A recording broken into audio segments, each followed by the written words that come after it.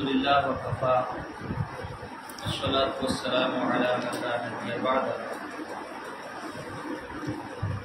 أما بعد فأعوذ بالله من الشيطان الرجيم بسم الله الرحمن الرحيم معزز طلباء،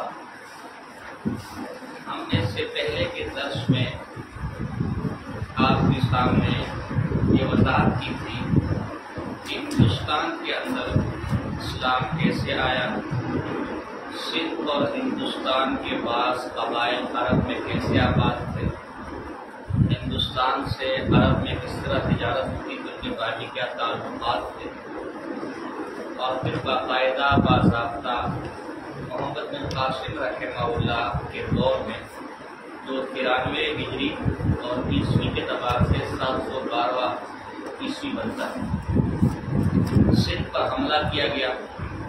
ولید بن عبد الملک اس زمانے میں مسلمانوں کا خلیفہ تھا، اور سندھ کو فتح کرتے کرتے محمد بن قاسم آگے ملتان موجودہ پنجاب تک پہنچ گیا، لیکن پھر اس دوران ولید بن عبد الملک مر گیا اور اس کا بیٹا حکومت میں آیا، اسے محمد بن قاسم کو واپس بلایا، اور پھر ان کی جو واقعات تھا وہ مشہور بین الاقوامی سطح میں نہیں جاتا۔ اس کے بعد قریباً ہندوستان کی طرف پھر کوئی متوجہ نہ ہوا، تاہاں کے افغانستان کے غزنی کے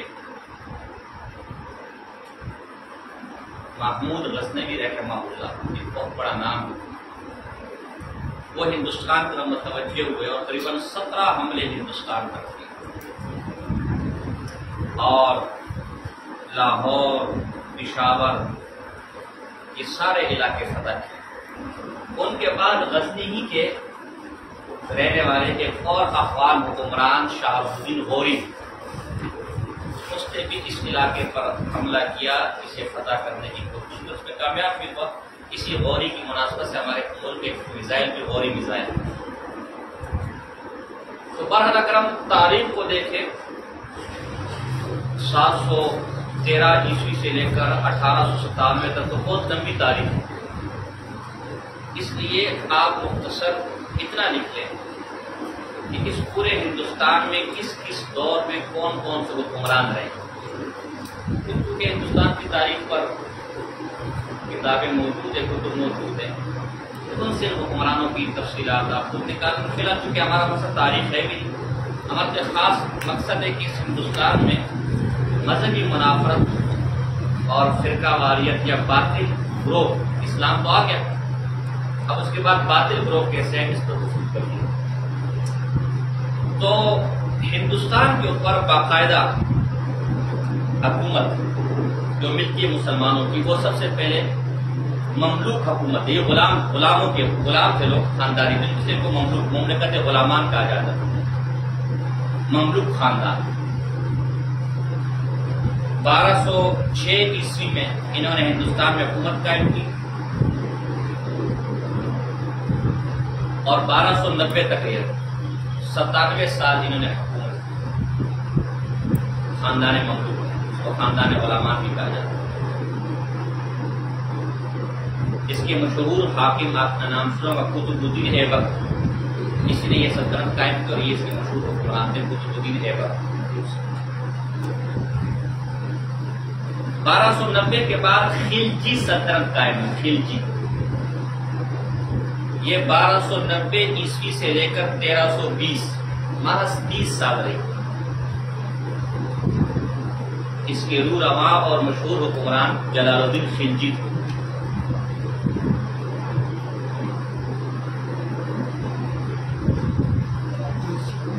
خلجی یا دوسری جو مشہور معروف عالم والا ہے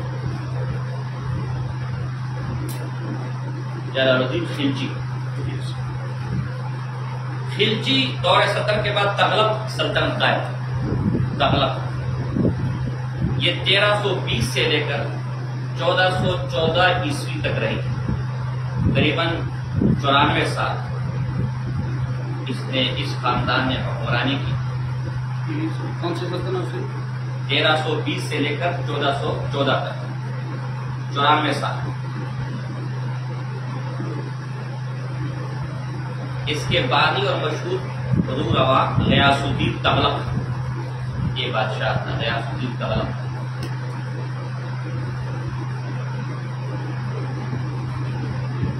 غیاث الدین تغلق، اس کے بعد 37 سال تک سید سلطنت رہی، سید۔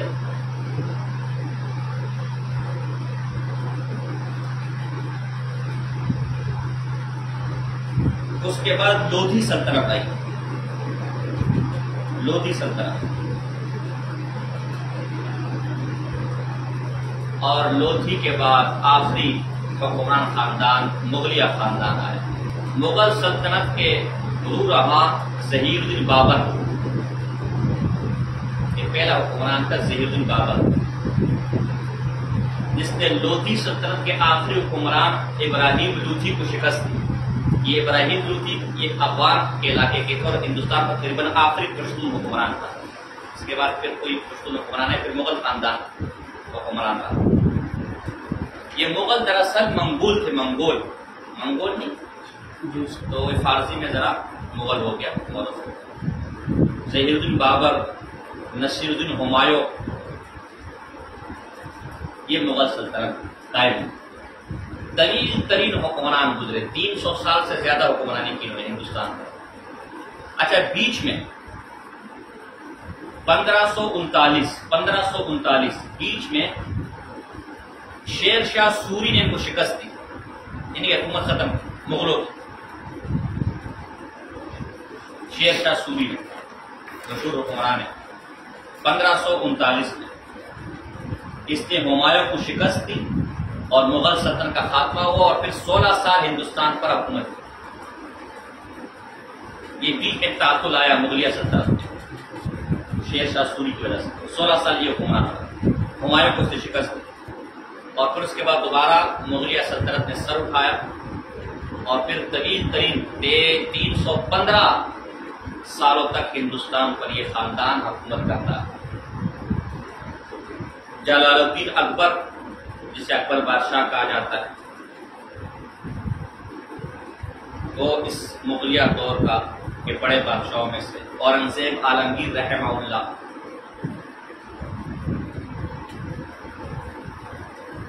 یہ عالمگیر ثانی،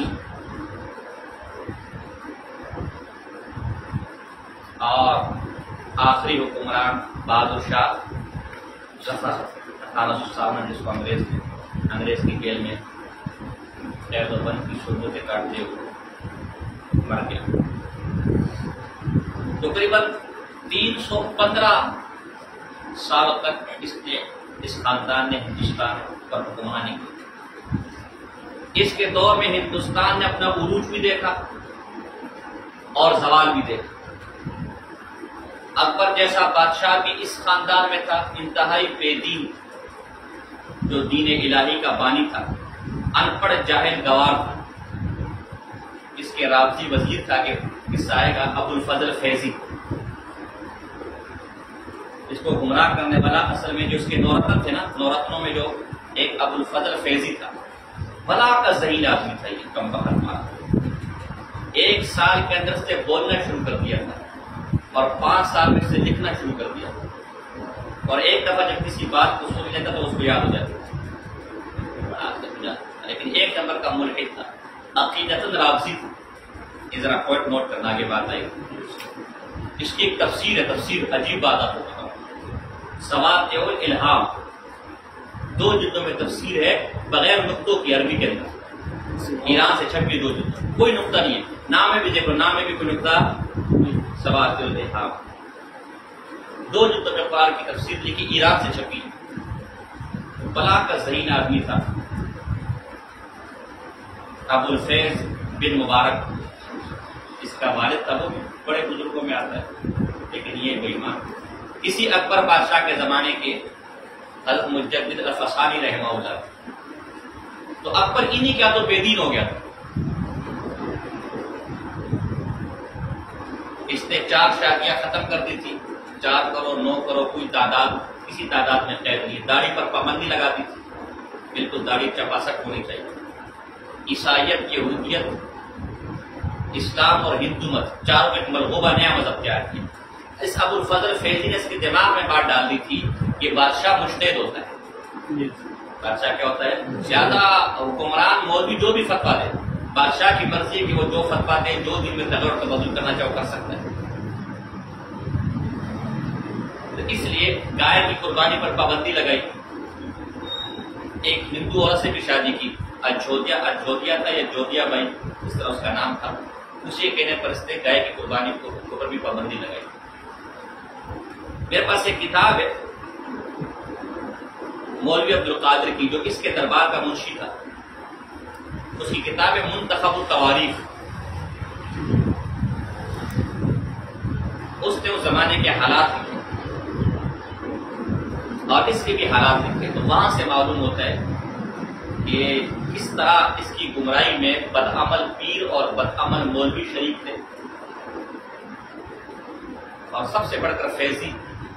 اور پھر ایک جگہ لکھتا ہے کہ روز دربار کے اندر شریعت اور دین کا مذاق اڑایا جاتا ہے اور مولوی سر جھکا کر بیٹھتے. اور ایک دن تو روتے ہوئے لکھتا ہے کہ آج قلم بالکل بھی میرا ساتھ نہیں دے رہا، اس لیے کہ آج اکبر بادشاہ کے دربار میں رسول اللہ صلی اللہ علیہ وسلم کی ایسی توہین کی گئی ہے کہ اب تک میرا دل خون کیا سو ہے اور میں کس طرح اس کو لکھوں. لیکن اللہ نے مجھے پتہ نہیں موت کیوں نہ دی اور یہ دن مجھے کیوں دکھایا، لیکن شاید یہ دن مجھے اس لیے دکھایا تاکہ میں اس کی یہ کرتوت لکھ سکوں، اور اے کاش کہ میرا بس چلتا تو میں کچھ کر پاتا. تو بڑا مشکل دور تھا، بالکل بے دینی کا دور. حضرت مجدد الفسانی رحمہ اللہ کو اللہ نے ان کے مقابل کے لیے پھر اللہ نے ان کے درباریوں کو ہدایت دی. جہانگیر پھر آپ کے ہاتھ پر ہی پیر ہوا اس کا بیٹا. اگر آپ کے سوال کی تفصیل دیکھنا چاہیں تو مولانا حسن علی ندوی صاحب نے جو تاریخ دعوت وظیفت ہے اس کو آپ ملاحظہ یا اس لوگوں کی بھی اس کو آپ ملاحظہ کر سکتے ہیں اور اس کو مطالعے میں رکھیں. خاص کر ہندوستان کی تاریخ کے حوالے سے ہمارے علماء کی انقلابی، ہمارے اکابر اسلاف کی انقلابی جدوجہد سے تعلق جوڑنے کے لیے اس کتاب اپنے پاس رکھے. اکبر بادشاہ طرح اسلام سے نکل گیا تھا جو بس یہی کہہ سکتے ہیں. جو ہم تک اس کی اطلاع پہنچی نا تو اس کو مسلمان تو بہرحال بالکل بھی نہیں کہا جا سکتا. دوسرا جو آپ نے ابو الفیض کا نام بتایا نا اسے جی اس میں جو آپ نے فیضی کا لفظ بھی بتایا. تو ہمارا جو خاص موضوع ہے وہ اسی مغلیہ سلطنت کا آخری دور ہے. یہ آخری دور بڑا گہما گہمی والا دور تھا. بے دبار بادشاہت کی زوال کا دور تھا. مرہٹوں کے حملے شروع ہو چکے تھے اندرون خانہ، باہر سے انگریزوں نے حملے شروع کر دیے تھے. مسلمان مکمل طور پر بدعملی میں ملوث ہو چکے تھے. اعتقادی طور پر بھی ان کے عقائد تباہ و برباد ہو چکے تھے. اس مغلیہ سلطنت کے اس پرآشوب آخری دور میں ایک بڑا نام شاہ ولی اللہ محدث دہلوی رحمہ اللہ کا نظر آتا ہے. شاہ ولی اللہ محدث دہلوی 1746 عیسوی میں دہلی میں پیدا ہوئے. والد کا نام عبد الحلیم دہلوی رحمہ اللہ تھے. والد بھی بہت بڑے اللہ والے بزرگ محدث تھے.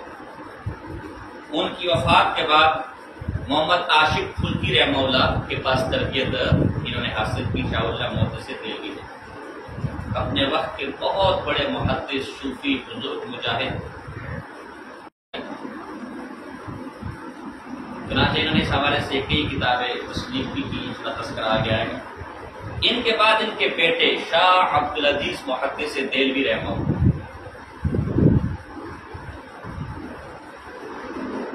شاہ عبد المحدث دہلوی رحمہ اللہ یہ مغلیہ بادشاہ محمد شاہ کے آخری دور میں پیدا ہوئے، اور انہوں نے محمد شاہ کے بعد احمد شاہ، پھر عالمگیر ثانی اور شاہ عالم ثانی 4 بادشاہوں کا زمانہ دیکھا. عالمگیر ثانی کو تو انہوں نے اپنی آنکھوں سے دیکھا، خاندان ہی کے لوگوں نے قتل کر کے بادشاہ کے لیے اس کی کو جلا کے راک جمنا میں پھینک. اور شاہ عالم ثانی کا حال یہ ہوا کہ وہ کئی عرصہ تو انگریزوں سے روپوش رہا، اور پھر جب پکڑا گیا تو انگریزوں کا پٹھو اور غلام بن کر گیا، ان سے پینشن لے کر بادشاہ چلا تھا. تو شاہ المحدث دہلوی کا زمانہ یہ بالکل پرآشوب زمانہ تھا. مسلمانوں کی 315 صرف مغلیہ سے ہٹاؤ تو 800 تقریباً سال بنتے ہیں. مسلمانوں کا بالکل بادشاہ کے اعتبار سے زوال کا دور شروع ہو چکا ہے. دنیا خانہ بادشاہ کیسے تباہ ہو چکی کہ ایک وقت میں 4 یعنی ایک مولوی کے زمانے میں 4 بادشاہ بدلتے. دنیا خانہ بھی بغاوت شروع ہو چکی تھی.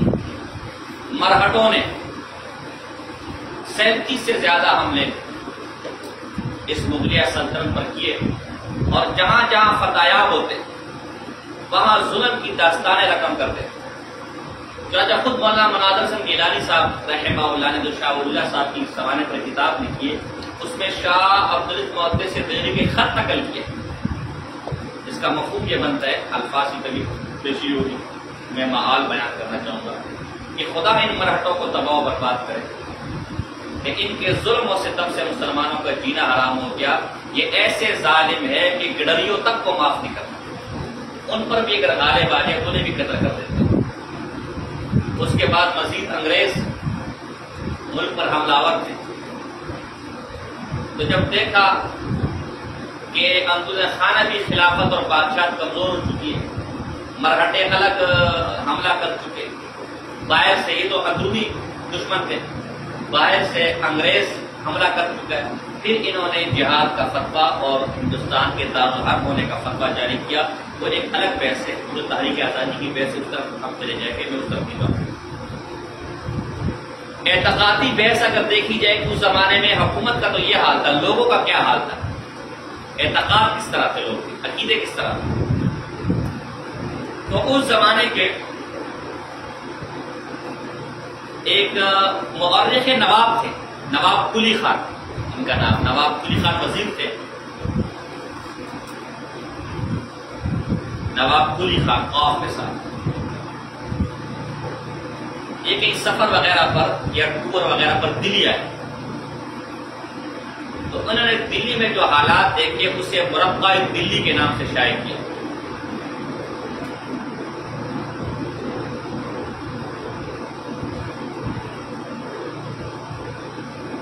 مربع دلی کو اگر پڑھا جائے تو اندازہ ہوگا کہ مسلمان عملی طور پر بدحال ہو چکے تھے. وہ خود لکھتا ہے ہر طرف شراب و کباب کی مجلسیں، خانقاہیں قوالیوں اور ناچ گانے کا مرکز بن چکی ہے، نماز پڑھنے والا کوئی نہیں ہے، راجے مہاراجے شراب خوری زنا بدکاری میں ملوث ہے، کوئی ایسا عالم نہیں ملتا جو ان کو تنبیہ کرے، ان کی اصلاح کرے.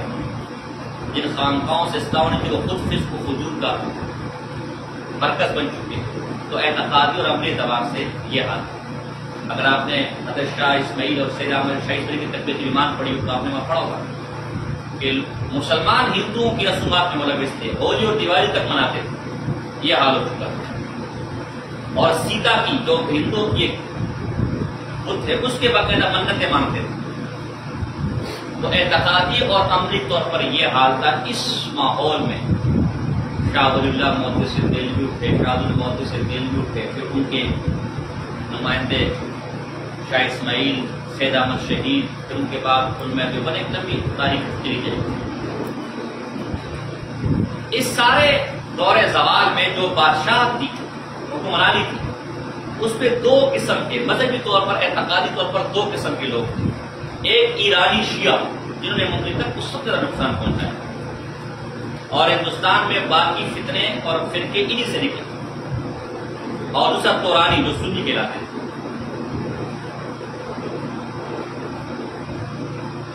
مغلیہ سلطنت میں عالمگیر بادشاہ رحمہ اللہ بہت بڑے بزرگ اللہ کے ولی گزرے، قرآن کی کتابت کر کے اسے پھر فروغ کر کے اپنا گزر بسر کرتے. یہ جو تمہارا فتاوی عالمگیری ہے یہ اسی کا مرتب ہے. ملا نظام الدین دہلوی جو تمہارا درس نظامی تیار کیا، اس کی سربراہی میں 500 علماء نے اس فتاوی عالمگیری کو تیار کیا. خود بھی یہ زبردست مفتی تھا عالمگیر رحمہ اللہ، کٹر سنی تھا. یہی وجہ کہ فتاوی عالمگیری کے اندر بھی روافظ کے کفر کا فتویٰ ہو. لیکن اللہ کی عجیب قدرت ہے اور نظام ہے کہ خود اس کا بیٹا راضی ہو گیا، مطلب شیعہ ہو گیا تھا. جو اس کا بیٹا شاہ اول تھا وہ شیعہ ہو گیا. چنانچہ ایک شیعہ مورخ غلام حسین طباطبائی گواہی اس کی کتاب سیر المتاخرین.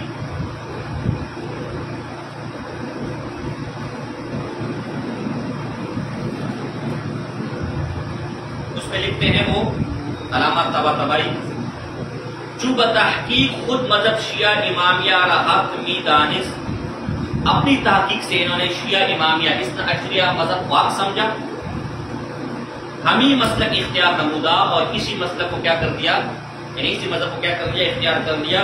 وَدَرْ تَرْوِیج وَتَقْوِیَتِ مذہب شیعہ میر کوشید، اور شیعہ مذہب کی ترویج اور تبلیغ میں بھرپور کوشش ہے. جب بادشاہ مذہب قبول کر لے تو رعایا کا پھر کیا حال ہوگا وہ آپ خود اچھی طرح سے. امام احمد بن حنبل رحمہ اللہ اور معتزلہ کا آپ کو معلوم ہے کہ جب اس زمانے میں بادشاہ اور خلیفہ اعتزال کا اختیار کر لیا تو پھر رعایا بیچاری کیا کر سکتے. چنانچہ یہی ہوا کہ جب بادشاہ اس مذہب کے پیروکار ہو گئے تو پھر رعایا کا کیا حال وہ انشاءاللہ بھی آہستہ آہستہ ہے. اس شاہ عالم نے یہی وہ آدمی تھا جس نے سب سے پہلے ہندوستان میں آزاد کے اندر علی بن ولی اللہ کا اضافہ کروایا.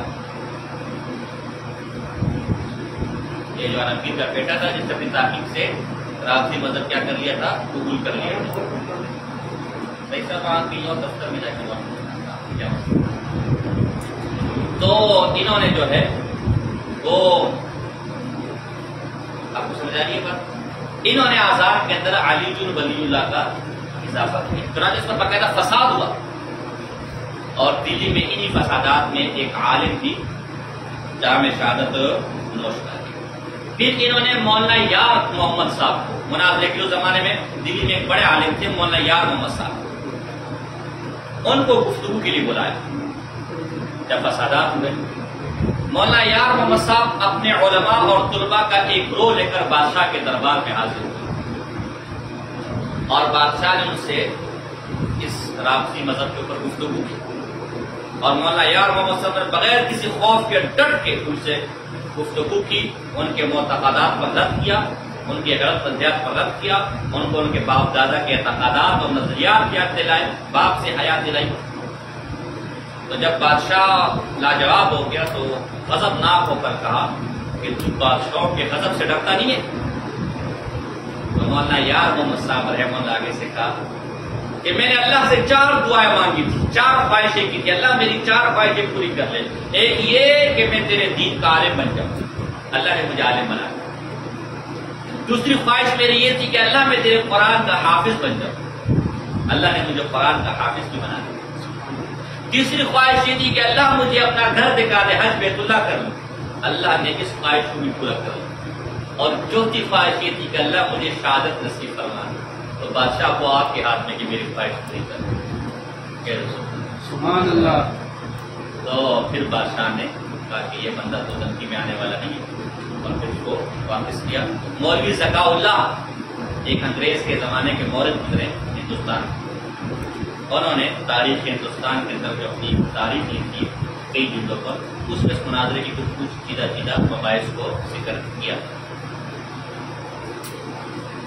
اس کے بعد اچھا یہ مناظرے کے بعد ایک فائدہ یہ ہو گیا کہ آزان سے پھر ولی اللہ کا اضافہ نکال دیا گیا. کوئی جو سننے والی آزان کو دوبارہ کیا کر دیا گیا، نافذ کر دیا. اس کے بعد سید قطب عبداللہ خان یہ مغل سلطنت کے وزیر تھے.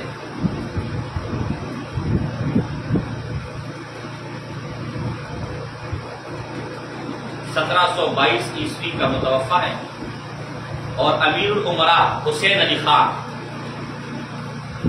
امیر العمراء لقب ہے، حسین علی خان 1770 عیسوی فوت ہوا.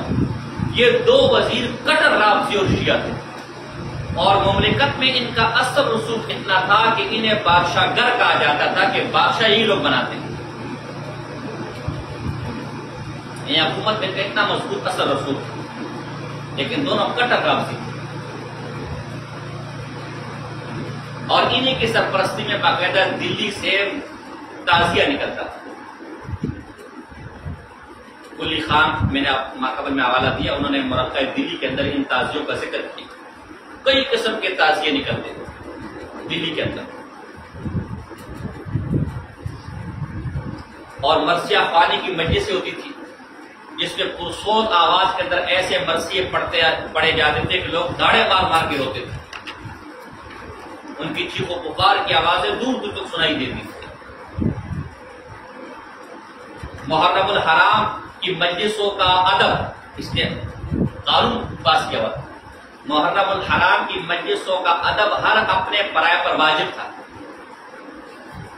اور یہ تو محرم الحرام کی حالات ہے. ہر مہینے کی 11 12 تاریخ کو یہ مجلس نکالتا تھا, تعزیہ نکالتا تھا. اور محرم الحرام کی کیفیات تو وہ تو بیان سے باہر. اور دلی کے اندر ایک زیارت گاہ بنائی گئی قدم شریف کے نام سے, اور اس کے بارے میں یہ مشہور کیا گیا کہ یہ جو قدم ہے علی رضی اللہ کا قدم ہے. جیسے کچھ عرصہ پہلے ہمارے پاکستان میں مشہور کیا گیا تھا, بڑا چلا تھا ایک پنجاب کے اندر گھر کے اندر نارین شریفین کا ایک بڑا سا آپ کے دیکھ سکیں بڑا نشان بنا, اور مشہور ہے کہ یہ رسول اللہ تشریف لائے. پھر لوگوں کا کہ عقل کے اندر چلو اور تو عقل نہیں ہے, کم سے کم اتنی عقل تو کر لو کہ ادھر سب اسی امت کے آدمی تھے. اتنا بڑا قدم تو قومیات کے لوگ کا ہوتا ہے, یہ ہمارے دیکھ سے بڑا. اور دوسری بات ہے اگر آئے بھی تھے رسول اللہ صلی اللہ علیہ وسلم تو ایک قدم رکھا دوسرا قدم کام کیا. اور تیسری بات یہ ہے کہ جو ان کی جوتی شریف تھی نیچے سے سپاٹ تھی. یہ جو تم نے نقشہ بنایا اوپر والے کا نقشہ بنایا, تو حضور نے کہا جوتی یوں رکھ کے نارنج والے کیوں رکھ کے آئے تھے کیا. اور پھر بات ایسا ہے کہ انہوں نے اپنے ڈرامہ کیا, بس مشہور ہو گیا, پھر اس کو چکر تھا. آج بھی کئی آپ ربیع الاول میں جائیں گے, ہمارے دیکھ لیں کہ مولوی صاحب بیٹھا ہو ہمارے مدرسے کے پاس, تھوڑا سا آگے جائیں گے ہر کونے پر میلاد ہے, تمبو لگا کیا زیارتیں ہو رہی ہیں, حضور کے بال مبارک کی زیارت ہو رہی ہے, اور حضور کی پگڑی کی زیارت ہو رہی ہے. یہ حضور کے بال مبارک اتنے معاذ اللہ ہے کہ ہر 10-20 روپے میں نالے اور بتیا کمائی کا ذریعہ 20 روپے دو اور منہ مبارک کی زیارت کرو. منہ مبارک معاذ اللہ اتنے وہ ہیں کہ پاکستان کی گلیوں میں اور روڈوں پہ بک رہے. تو اس طرح ہر چیز نے رکھے نا اپنے پاس منہ مبارک, اور میرے پاس محفوظ رکھوں کمپا تمہارے 3 دن تیسی بال کو پانی میں ڈبو ڈبو کے پکڑ تبرک پی رہے, ہم سمجھے کسی بزرگ کا بال ہے. تو یہ ہمارا حال میں رکھے ہوئے, اور معاذ اللہ یہ منہ مبارک کی 20 روپے تم نے جتنی زیارتیں کی نا یہ وہی بڑی زیارت ہے. کسی کی معشوقہ کے بارے, کسی کے پڑوسی کے بارے, اور تمہیں زیارتیں کروا رہے تھے. سمجھا؟ تو یہ حال ہے قدم شریف. تو قدم شریف کی زیارت تھی, ایک زیارتگاہ بنی ہوئی تھی. اس طرح پنجہ شریف کی زیارتگاہ تھی مشہور دلی کی پنجہ کا, اور منسوب یہ کیا تھا کہ یہ حضرت علی رضی اللہ کا کیا ہے پنجہ کا. ہاں گلری کی ہے, یہاں اندر جاتے ہیں, مشہور جگہ ہے گھنٹے کی مسافت پر. تو وہاں اپنا یہ جو وہ ہے کیا بولتے ہیں کیا جھیل ہے, جھیل کے بیچ میں 2 قبریں ہیں. تو ایسی جب ہم طالب علم کے شہر میں دیکھنے چلیں گے تو وہاں حالانکہ وہ عاصم معشوق کی قبر ہے نام مراد, کون سا کوئی حج کرنے گئے تھے, حرام کام کرنے گئے تھے, لیکن ہماری عقل کا دیواجہ ہے کہ ان کا مزار بنا کے اوپر چادریں چڑھائی ہوئی ہیں اور لوگ منتیں مانگ رہے اس سے. اچھا بہت عرصے بعد پھر ہم دوبارہ گئے تو وہ تو دریا کے جھیل کے بیچ میں نا کشتی میں جانا پڑتا ہے, کرایہ دینا پڑتا ہے. ہاں گدری کے بیچ میں, کیا نام ہے ان کا؟ کر لیجیے. نہیں وہ جو اندر بزرگان بھی بیٹھے ہوئے لیٹے ہوئے, اور ان کی کرامت بھی ہے کہ یہ ڈوبتا نہیں ہے. تو اچھا کچھ عرصے بعد جب ہم گئے تو کنارے پر ایک مزار بن رہا تھا, اسی طرح گول بنا رہے تھے, پانی سے تھوڑا سا 3-4 فٹ آگے. تو میں نے ساتھیوں کو کہا کہ یہ جو وہاں تک نہیں جا سکتا ان کے لیے یہ نیا پیکج آئے ہوئے کہ وہ یہاں جا کے 10 جو وہاں 100 روپے لگے یا 10 روپے میں آ کے پیکج. تو ہمارے یہاں مزار اور ہمارے زیارت اس طرح بن گئے. تو ایک پنجہ شریف کی زیارت کیا تھی, اور منسوب یہ تھا کہ علی کا پنجہ یہ مان, اور لوگ دور دراز اس کی زیارت کرنے آتے تھے, روتے تھے, نذرانے دیتے تھے. یہ دلی کے حالات.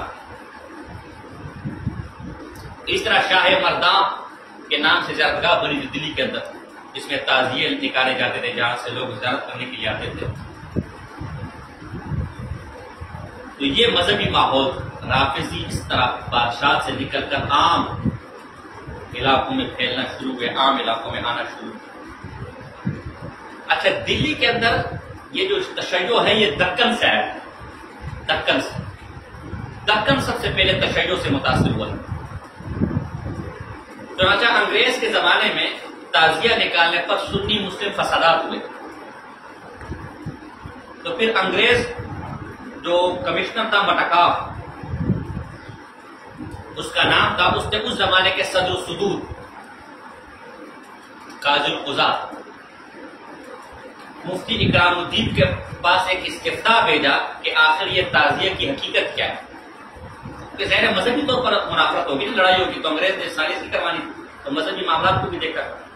تو اس فتوے میں قاضی اکرام الدین رحمہ اللہ نے یہ وضاحت کی ہے کہ دلی میں اس تعزیہ کا وجود اب سے پہلے بالکل بھی نہیں ہے، بلکہ سب سے پہلے یہ تعزیہ اس وقت آیا جب شاہ عالمگیر رحمہ اللہ دکن گئے تھے اپنی فوج کے ساتھ۔ تو عالمگیر بادشاہ کی فوج کے بعض لوگوں نے دکن کے اندر اس تعزیے کو دیکھا، اس سے متاثر ہوئے اور وہ اپنے ساتھ لے کر، لیکن اس زمانے تک کیونکہ روافظ میں آپ کو پتہ ہے تکیہ سب سے بڑی چیز ہے، اور یہ تکیہ اتنی بڑی چیز ہے کہ شاہ عبدالعزیز محدث دہلوی رحمہ اللہ نے تحفہ اثنا عشریہ میں لکھا ہے کہ یہ اتنے بڑے تقیہ باز ہوتے ہیں کہ بعض اوقات سنی عالم بن کر ہمارے مدرسے میں داخل ہو جاتے ہیں، اور پھر اتنا مضبوط سنی ہوتا ہے کہ اس مدرسے کا صدر مدرس بن جاتا ہے، اور پھر اس کے بعد لوگوں کے عقیدے خراب کر چکا ہوتا ہے، اور صدر مدرس بننے کے بعد دہلوی رحمہ اللہ نے لکھا ہے کہ وہ صدر الصدور ہو جاتا ہے سنیوں کے مدرسے، اور پھر اعلان کرتے کہ دیکھو لوگوں، رافضی مذہب اور تشیع حق مذہب ہے، میں وہ قبول کرتا ہوں، لوگ عقیدے اس طرح خراب کرتے ہیں۔ تو یہ عالمگیر کے ساتھ آئے اس کی فوج کے ساتھ، لیکن اس ٹائم تکیے میں تھے، اظہار نہیں کیا۔ بعد میں جب عالمگیر اور عالمگیر کے بیٹے پہ دیکھو محنت کرتے رہے، بعد میں عالمگیر کا بیٹے نے جب یہ مذہب قبول کیا تو پھر کھلم کھلا یہ سامنے آیا۔ تو دلی میں یہ دکن سے یہ اس طرح یہ آیا۔ اس زمانے میں یہ روافظ حکومت سے نکل کر عوام خانقاہوں تک پر، ہماری کئی خانقاہ ہیں رافضیوں کے، اور آج بھی آپ دیکھ لیں خاص کر ہندوستان کی کئی خانقاہیں کے سجادہ نشین رافضی ہو چکے ہیں۔ آپ کے پنجاب کی جتنی بھی خانقاہیں ان کے سجادہ نشین اعتقاداً تفصیلی ہیں۔ آپ کے حضرت خواجہ معین الدین اجمیر رحمہ اللہ جو ہندوستان کی دلی کی سب سے بڑی درگاہ ہے، اجمیر کی سب سے بڑی درگاہ ہے، وہاں کے جو سجادہ نشین وہ پکے رافضی ہیں، امیر معاویہ کو کھلم کھلا گالیاں دیتے ہیں۔ تو یہ نہ صرف تعلیم کے شعبے پر حاوی ہو گئی تھی، نہ صرف حکمرانوں پر حاوی ہو گئی تھی، خانقاہوں میں گھس چکی تھی، عوام میں گھس چکی تھی، ہر جگہ ان کا اثر و رسوخ تھا، حتیٰ کہ شعراء آپ اس زمانے کے دیکھیں، ہندوستان کے مشہور شعراء تک اس مذہب کے ماننے والے تھے، اور اپنے اشعار کے ذریعے سے، اپنے مرثیوں کے ذریعے سے اپنے مذہب کی ترویج کرتے تھے۔ مثلا دیکھو ذرا، میر تقی میر مشہور شاعر گزرا ہے ہندوستان کا، 1810 عیسوی میں متوفا ہے، یہ کٹر رافضی تھا۔ اس طرح سودا، یہ بھی شاعر مشہور گزرا ہے، 1781 عیسوی کٹر رافضی تھا۔ میر حسن 1716 یہ بھی رافضی تھا۔ انشاء مشہور شاعر ہے، 1817 یہ بھی رافضی تھا۔ آتش 1847، یہ سارے رافضی آپ اس زمانے کے دیکھ لیں۔ مرزا غالب جیسا آدمی بھی انہی سے متاثر تھا، شرابی کبابی بد کردار تھے۔ مرزا غالب کا شعر ہے، کعبے کس منہ سے جاؤ گے غالب، شرم تم کو مگر، جو اس کی سوانے میں نے پڑھی ہے۔ حسن دہلوی یہ بھی بہت بڑے پیر تھے ہندوستان کے، لیکن یہ بھی تفصیلی تھے، تو اس کی وجہ لکھی کہ شراب کا بہت رسیا تھا، تو طبیب نے اس کو منع کر دیا تھا کہ اگر تُو نے مزید شراب پی، مرزا غالب کا میں حال بتا، اگر مزید شراب پی تو مر جائے گا۔ اس نے کہا مرنے کو تیار ہے، شراب چھوڑنے کو تیار ہوں۔ اسی پر یہ شعر بھی کہ شراب چھوٹتی نہیں ہے، تو کس منہ سے میں بیت اللہ حج کرنے اور مدینے جاؤں۔ یہ سارے اس قسم کے لوگ آپ دیکھیں، اس زمانے کے شعراء بھی اسی مذہب کے تھے۔ ہمارے سندھ کے اندر سب سے پہلے تشیع کا بوجھ کس نے بویا؟ تشیع کون لے کر آیا؟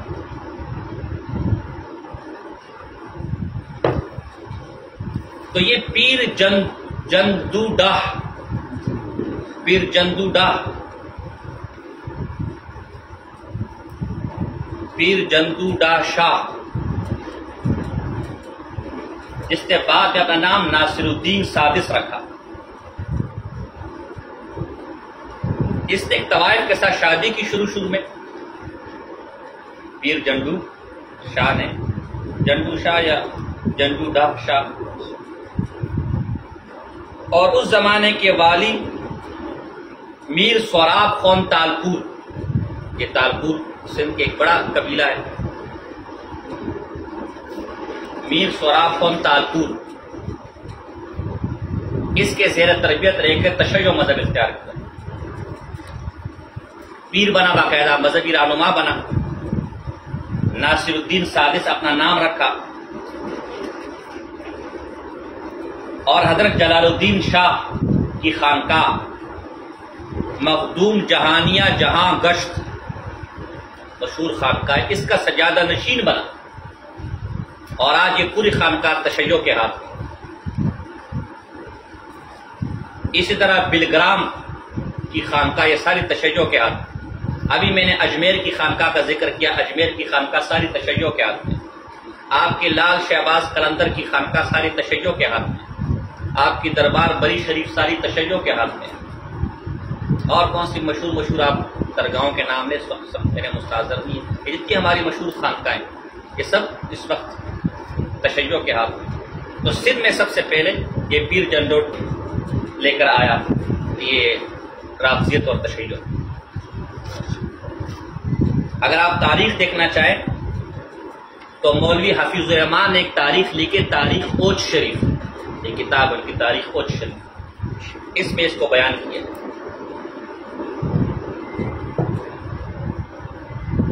اب ہم اپنے مقصد کی طرف آ رہے ہیں آہستہ آہستہ. اس زمانے میں یعنی ہندوستان کی تاریخ میں روہیل کھنڈ ایک بہت بڑی ریاست تھی. روہیل کھنڈ، جس کے اندر بریلی شریف، بریلی جسے کہتے ہیں بریلی شریف، پیلی بھیت، یہ پیلی بھیت کی ساری خانقاہیں بھی تفصیلی رابضی ہو چکی ہیں. بریلی جہاں کا احمد خان صاحب رہنے والے تھے، یہ اسی کی طرف آنے والے، یہ بھی عقیدت میں رابضی تھے. بدایوں، یہ بڑے بڑے صوبے تھے اس ریاست میں. رامپور اس کا مرکز تھا، رامپور. یہ روہیل کھنڈ کا پورا علاقہ اسلامی ریاست اور کٹر سنی علاقہ تھا، حتیٰ کہ ہندوستان میں اس ریاست کی مثالیں دی جاتی تھی کہ یہ گویا دارالاسلام ہے. رامپور اس کا مرکز تھا، دارالحکومت تھا، اور روہیل کھنڈ کی خلافت تھی، ریاست تھی معذرت.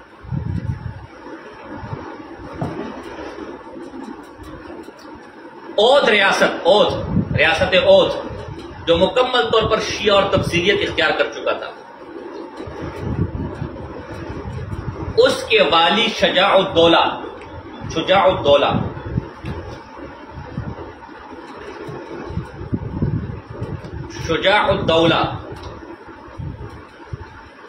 اس نے اس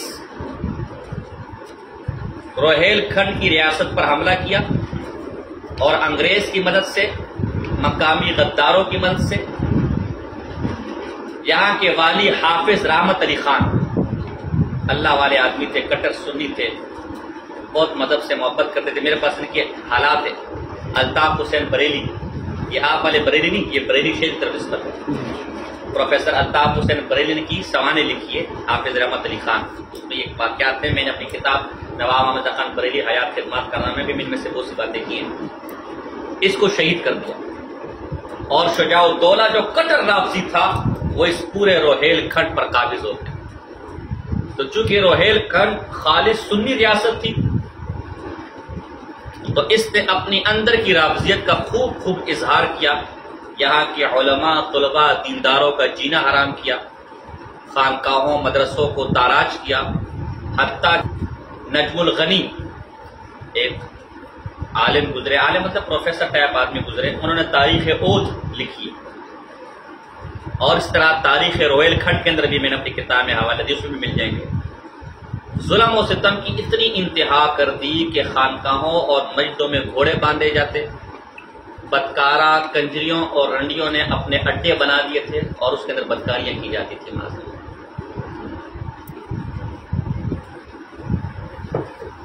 اسی روہیل کھنڈ کے مشہور بزرگ تھے مدن شاہ، کٹر سنی تھے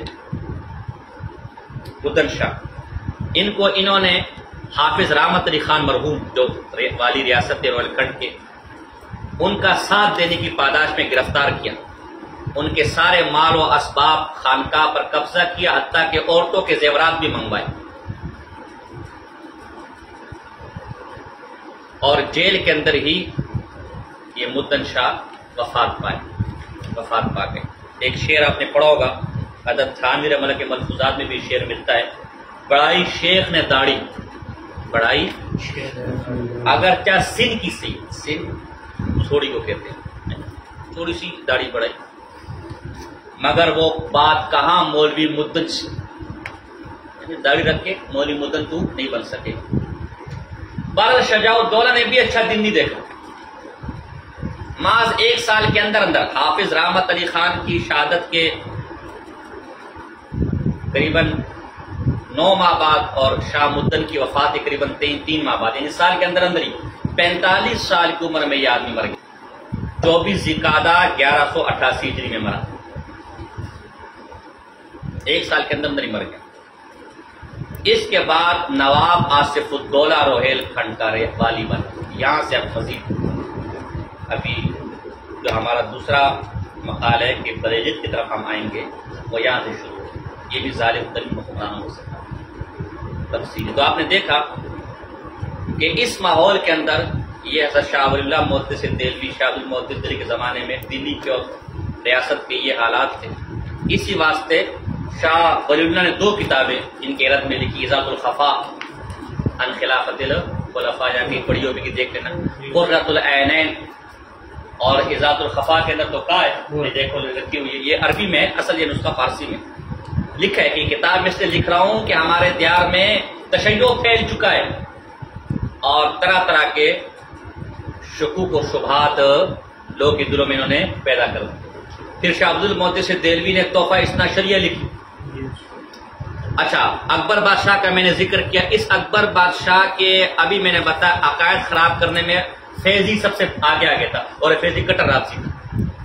اسی کی کوششوں سے ہندوستان کا سب سے بڑا رابطی عالم نور اللہ شوستری، جس کی مجالس المومنین مشہور ہے اور شاہ عبد المحدث جگہ جگہ تحفہ اثنا شریعہ میں اس کا حوالے دیتا ہے، یہ نور اللہ شوستری قاضی القضاء بنا اکبر بادشاہ کے زمانے میں۔ تو آپ نے دیکھا کہ اس طرح یہ لوگ حکمرانوں کے اندر، مذہب کے اندر، پھر عوام کے اندر، پھر خانقاہوں کے اندر پھیلے اور سنیت کا قتل عام کیا، سنیت کو تاراج کیا، سنیت کو نقصان پہنچا۔ انہی کی سازشوں سے مغلیہ سلطنت کمزور ہوئی اور پھر انگریز آئے، پھر انگریز نے اس رافضی فرقے کو سنیوں کے خلاف مزید فرقوں میں تقسیم کیا۔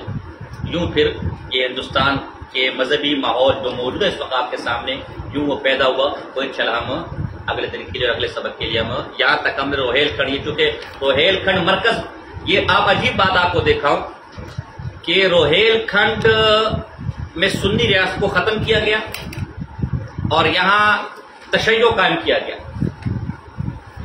اور اس کے 3 مرکزی مرکز بریلی، بدایوں، بلکہ چاروں بریلی، بدایوں، رامپور اور پیلی بھیت، چاروں پھر بعد میں دیوبند کے خلاف کھڑے ہوئے۔ بدایوں کے علماء شاہ اسماعیل کے خلاف کھڑے ہوئے، اور پیلی اور رامپور کے، اور پیلی بھیت اور بریلی کے علماء دیوبند کے خلاف کھڑے ہوئے۔ تو انشاءاللہ میں آگے تفصیل بیان کروں گا۔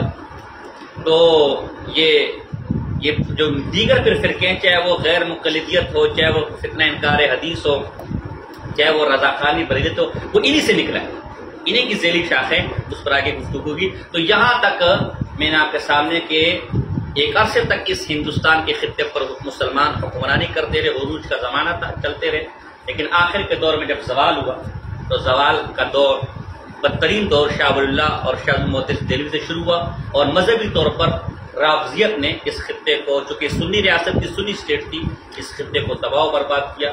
لٹریچر میں غالب آئے، حکومت میں غالب آئے، شعر و سخن کے اندر غالب آئے، حکمرانوں کی مجلسوں میں آئے، یہی بادشاہ بناتے تھے، یہی بادشاہ معزول کرتے تھے، حملوں میں مسلمان اور سنی ریاستوں پر حملے میں ملوث تھے، انگریزوں کے خلاف جن سنیوں نے ساتھ کیا تھا تو انہوں نے سنیت کو توڑا اور انگریزوں کا ساتھ دیا۔ میر جعفر اور میر صادق، یہ تمہارے ٹیپو سلطان شہید ہونے کے جو وزیر تھے، یہ دونوں رافضی تھے، میر صادق اور میر دونوں رافضی تھے۔ اس طرح رافضیت نے اس خطے کو تباہ و برباد کیا، اور یہ تاریخ ہے، میں اس طرف نہیں جاتا۔ حقیقت یہ ہے کہ میں اس رافضیت کو ام الفتن کہتا ہوں۔ اسلام میں جتنے بھی باطل فرقے نکلے ہیں، آپ فرقوں پر میں نے کتابوں کے تعارف آپ کے سامنے پیش کی تھا، ان کو اٹھائیں، وہ سارے اسی کے بدن سے نکلے۔ معتزلہ ہے، خوارج ہے، ٹھیک ہے نا، مشبہہ ہے، مجسمہ ہے، ٹھیک ہے نا، مرجئہ ہے، جتنے بھی باطل فرقے آپ کے، وہ سارے انہی سے نکلے، بس نام ان کا تبدیل ہو گیا۔ اس طرح ہمارے دیار میں بھی جتنے فرقے اور جتنے فتنے اس وقت آپ کو نظر آ رہے ہیں، وہ کسی نہ کسی طرح انہی سے نکلے۔ ابھی چلیں گے ہم، تو یہ ام الفتن ہے۔ تو ظاہر سی بات ہے، جب آدمی شر کو ختم کرتا ہے تو شر کی ماں کو بھی ختم کرتا ہے، ماں کو تو ختم کرتا ہے تاکہ مزید بچے پیدا، لیکن وہ بیوقوف ہوگا کہ جو بچوں کو چھوڑ دے، کیونکہ بچے پھر آگے مزید بچے پیدا کریں گے۔ تو آپ لوگ رافضیت کے خلاف تو کھڑے ہو جاتے ہیں، لیکن جو اس سے بچے پیدا کر لیے وہ تو کوئی وہ چھوڑے، وہ کوئی بڑا مسئلہ نہیں ہے۔ اور بھائی وہ بھی مسئلہ ہے، ان بچوں کو بھی ختم کرنا ہے، اس لیے کہ ماں تو چلی گئی ہے لیکن بچے بھی زندہ فتنہ پھیلا رہے ہیں، اور یہ پھر آگے اور بچے پیدا کریں۔ لہذا ایک مناظر کا کام اور متکلم کا کام یہ ہونا چاہیے کہ ماں کو بھی ختم کرے، ماں کا بھی مقابلہ کرے، اور اس کے بچوں کا بھی کیا کرے، تلا تما کرے۔ یہاں تک بات آپ کو سمجھ آئی؟ وما علینا الا البلاغ، تمہارے بڑوں نے کبھی تاریخ